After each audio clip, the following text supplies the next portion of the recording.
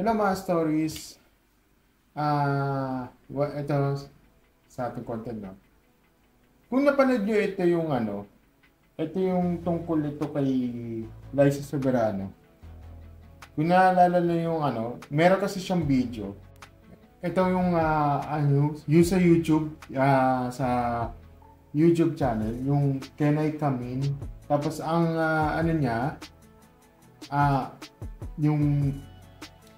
yung YouTube title niya is Liza Soberano, Mind Your F-Word Business.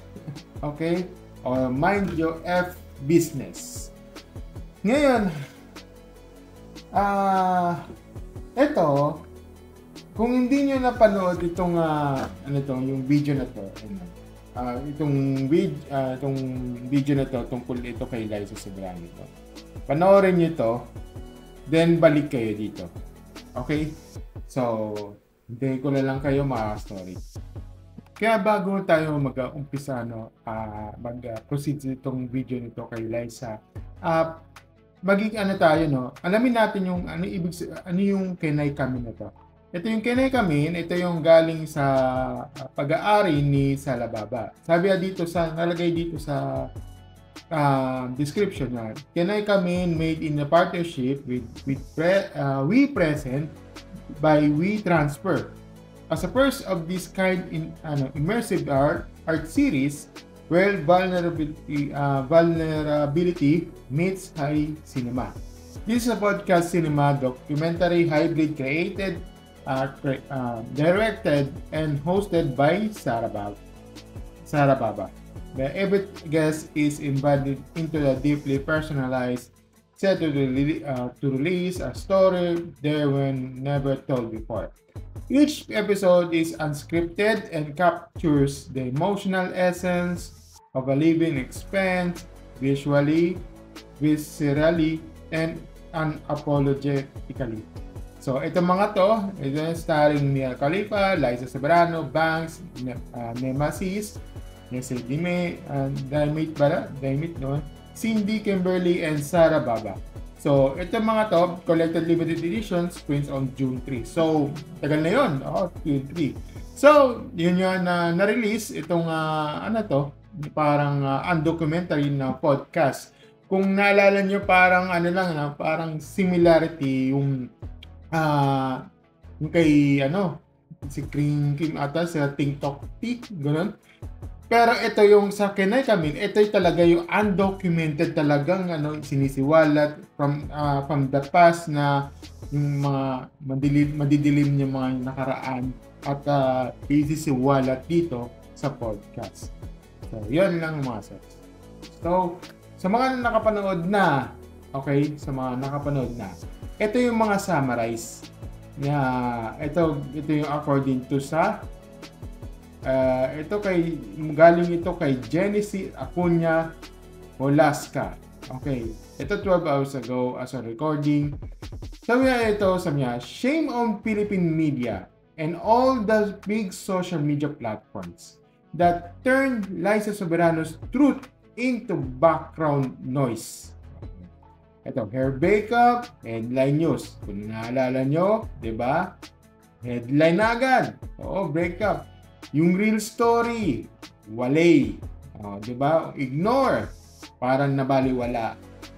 Her story could save lives. Open eyes and you look away. Di ba?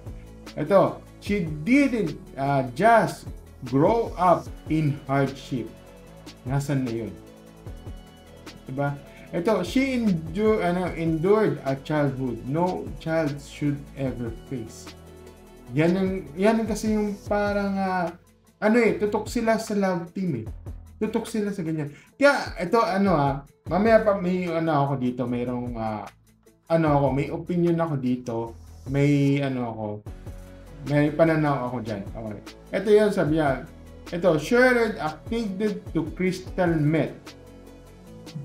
Alam ko na yan yung ibig sabihin niyan, pero sige. Ito, father deported, left to endure her mom's toxic, abusive relationship. Nako. Ito naman, 2 years old, told to smash her baby brother's head. Oh my God. Naku. Ito naman, 2 years old, hit on the head with a gun by her mom's boyfriend. Oh my God. So in short, ito yung stepfather. Okay? Medyo merong pagka ano. Okay. Ito, left in a car seat overnight. Na ano, ito naman, mother sent into prison. Oh my God. Ayun, mother sent to prison. So, ibig sabihin, medyo ano kasi itong ano. Oy, parang kung naalala niyo yung ano, yung may blind item, meron akong video doon. So, ito, sabi niya ito, pass from foster home to foster home, where home went cruelty. Yan talaga. Ito naman, foster parent Melissa treat her like a dog. Forced to lick dog feces. Oh my God. Ito, made to sit in a box like a dog. Oh my God. Parang nakaganon siya. Yung parang gumanon. Like a dog nga. Ito, left in a cold garage overnight. Threatened that her baby brother would be locked in the fridge if she screamed. Cold garage overnight. Bodega to eh. Ay hindi, garahe. Diyo sa labas yun. Threatened that her baby brother will lock on the fridge if she... talaga, ilalagay niya sa... Ilalagay sa refrigerator if ever baby brother. Forced to eat a meatball to choke. Made to look like an accident. God. Ito, bullied, silenced, traumatized. And this is only part of what she endured. So, when she opened up, you ignore the abuse, you ignore the violence, you ignore the years of trauma. Ayan. Because the Philippine showbiz, you cared more about her love team. Breakup than the lifetime of abuse she survived. Yan yung hindi, ito talaga yung hindi tinututok eh. Okay, so ito. Liza Soberano is more than a love team. Yan yan ang ayaw ko parang tututok sa ganyan. So, she's a survivor of the kind of cruelty that should make headlines for a right reasons. Ito, start focusing on the stories that matter. Yan ang problema sa isang network na tumutok siya sa ganito yan.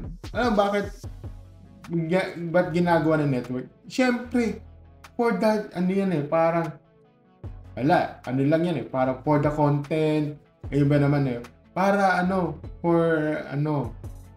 para sa kanilang yung parang for the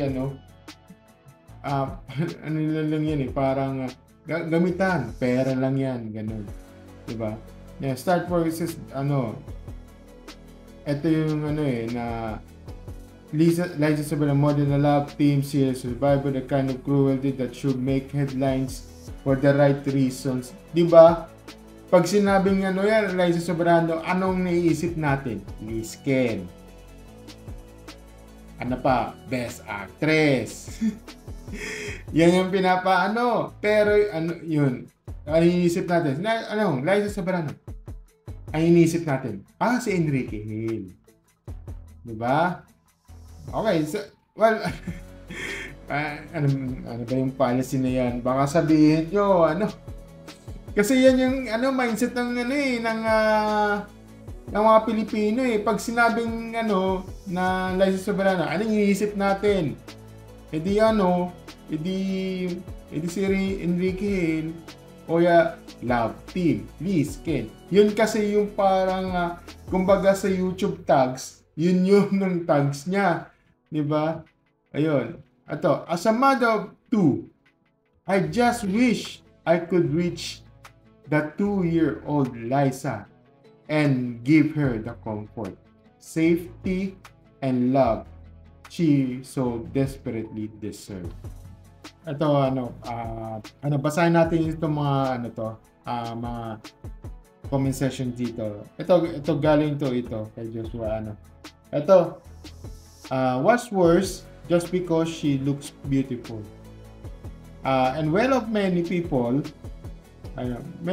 tend to dismiss her story and her hardships because there's no way someone like her went through that. It's probably just showbiz to gain fame. Ito naman, I always had the feelings this was her background based on how she and her parents look like those in the caravan, camping, vans, families. But again, we shouldn't stereotypes. Ito naman, just because someone looks happy on social media doesn't mean they are. We really can't rely on what we see online to tell the truth and to tell that full story of someone's life. People smile for the camera, post pretty pictures, and seem like they're doing fine. But behind those smiles could be years of silent suffering, hidden pain, and untold trauma. Miss Liza Soberano's story is a painful reminder of this. What she endured as a child is heartbreaking, and yet most people choose to focus on her breakup, not her bravery. The media highlighted the gossip, not the truth. But her story isn't just about celebrity or showbiz. It's about survival. It's about the kind of trauma no child should ever experience, and the strength it takes to speak out about it as an adult. And it is just about Liza. It is about all of us. About every person walking around carrying invisible wounds. We really don't know what someone is going through just by looking at their post or even their face. You don't know the battles they fight in silence. You don't know the weight they carry behind the smiles. To Miss Liza Soberano, you really a strong woman. You're so brave. Ganun din ako, di ba?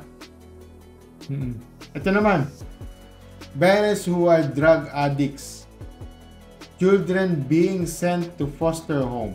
Sadly, families like this are very common here in the US. No child should experience this kind of hardships and abuse in life. Ito na naman to, sabi niya, tapos sasabihin ng iba, nanay mo pa rin yan, tatay mo pa rin yan. Oo nga, di naman sinabing hindi. But let's not turn up a blind eye or neglect and abuse that children like her endured from irresponsible parents. Listen to victims of the abuse. Don't gaslight them. Yan ang sinasabi ko sa inyo eh.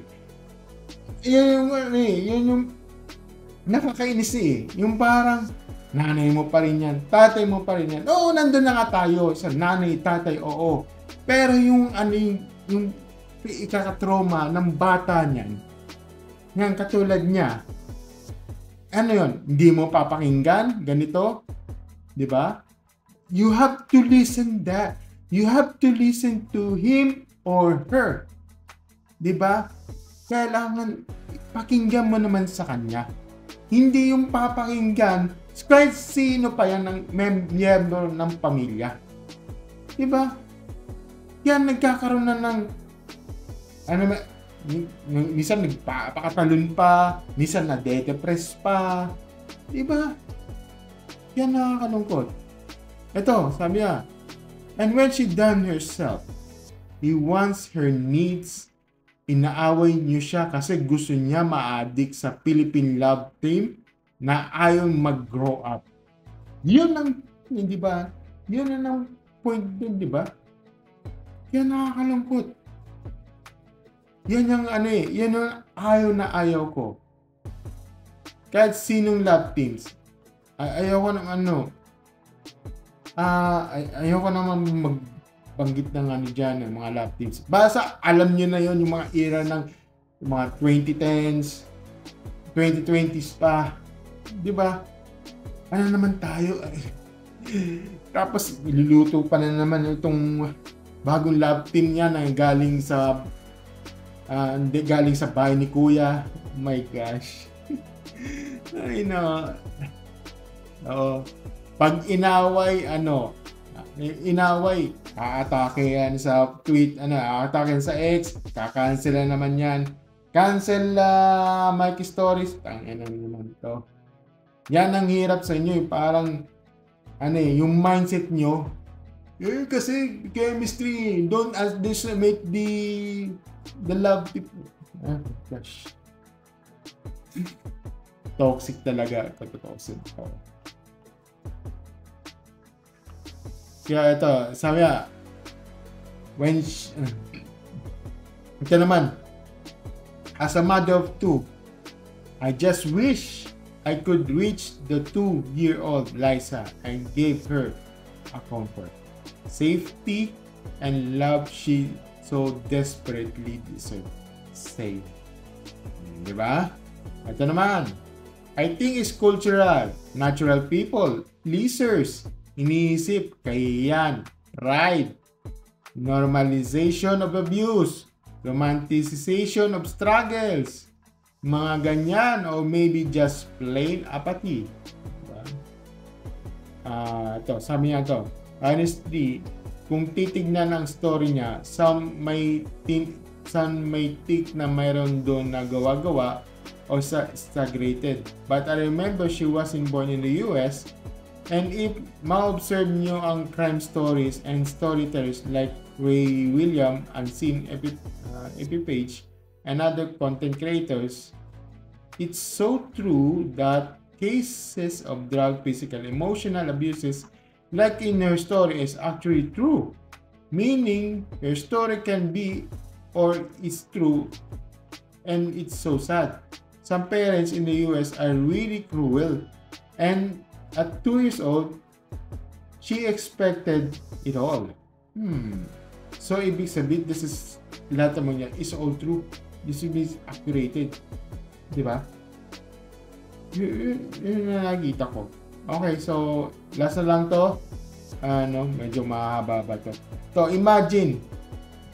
Imagine having all act mature for your age. Because you have to her younger years were stolen from her. Because she had to support her family. I hope you heal on your terms, dear Liza. You got this. Diba? Okay. So, according dito sa sinabi niya, medyo it's all about Liza Soberano. Hindi pinocus yung life as a life niya. Hindi pinag-usapan man lang, hindi na-document, ano nangyari. Ang tanong ko dito is, na-MMK na ba to? So, tinignan ko sa YouTube about Liza Soberano, yung MMK. So, tinignan ko yung tinignan ko ako din sa YouTube. Sinerch ko dito na Liza Soberano MMK. So, according sa search results, almost wala siya. May mga dito na medyo yung iba dito parang role play lang sa kanya. So, hindi ko alam. If ever may if ever mayroon kayong archive man lang or sa meron kayong archive man lang, palagay na lang sa comment sections at panoorin ko. Or, kung wala man lang, i-dictate mo na lang ng anong date, yung time, yung date na yun, yung anong episode na yun. Yun. Kasi parang tinignan ko din dito, parang wala eh. Oo, wala dito sa search for Liza Soberano. Kasi sa orasan, alam ko, hindi siya yan. Ewan ko. Kung because of medyo hindi ko kung talagang okay. So, yun yung mga stories. So tingin, ito lang, mabilisan na lang to, 10 minutes na lang kasi. Ito mabilisan ko.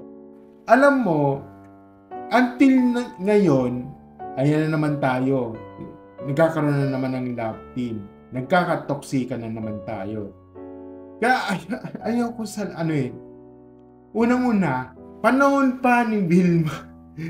Panahon pa ni Claudine, yung kay Rico yan, Claudine, Jonila, Marvin, or ano pa na bang iba. Basta hanggang until now, yung mga, tapos dinana mag-Katniel, Jaden, yung era na yon. Tapos ngayon, ito na naman, dumaan na naman yung ngayon na iluluto na naman to. Nako, ayoko na dun. Tapos meron pang iluluto yan ng das. Oh my gosh. Alam mo naman yan, mga toxic to naman, mga taong yan. Alam mo, hindi ko I'm not a fan any of the love team. Kasi hindi mo natin alam, in the end, baka makatulad ka sa kanya. Diba? Kaya minsan talaga may mga prepare na naman to, yan naman to mga boomer na to. Prepare yan kasi may chemistry. Leche na naman. Leche! Mo kong gawing tanga dito.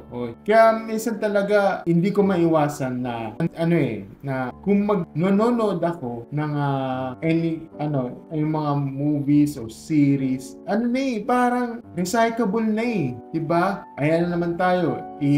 Mo pa 'yon. Parang i-recycle naman yan. Yun na naman, sila na naman ulit. Sa series na naman yan. Yung teleserye na naman yan.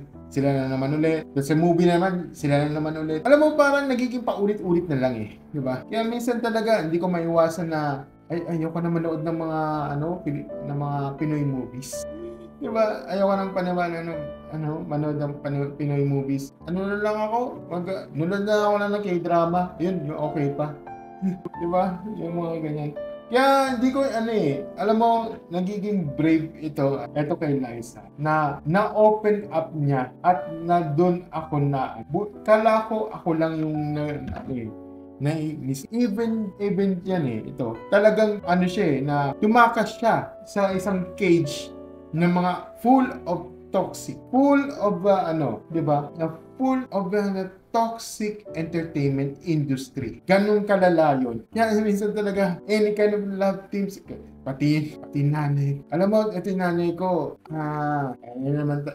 kaya ayaw ko kasing alam mo, minsan ayaw ko, ayaw kong i-against itong love team. Baka kasi magalit mag-aaway na naman kami.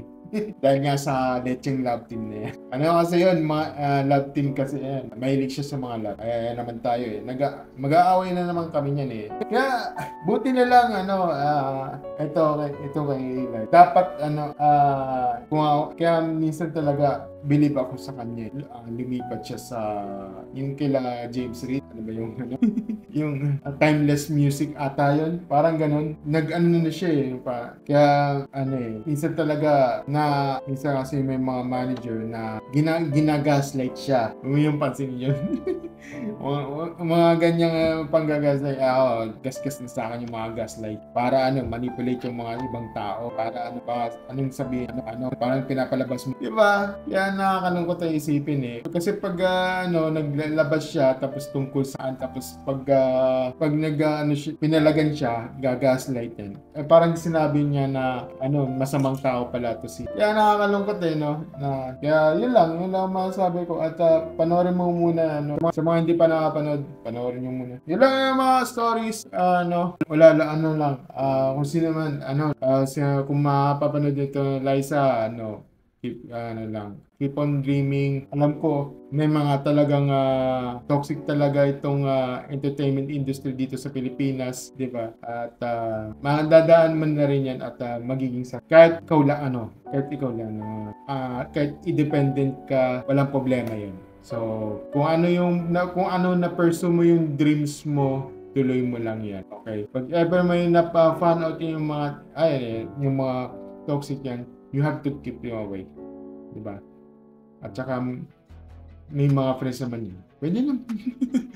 Yun lang mga stories At thank you. And shoutout pala sa Dulo. Okay. Sa Dulo naman. Thank you and have a great Never Ending Stories. Bye! Woo!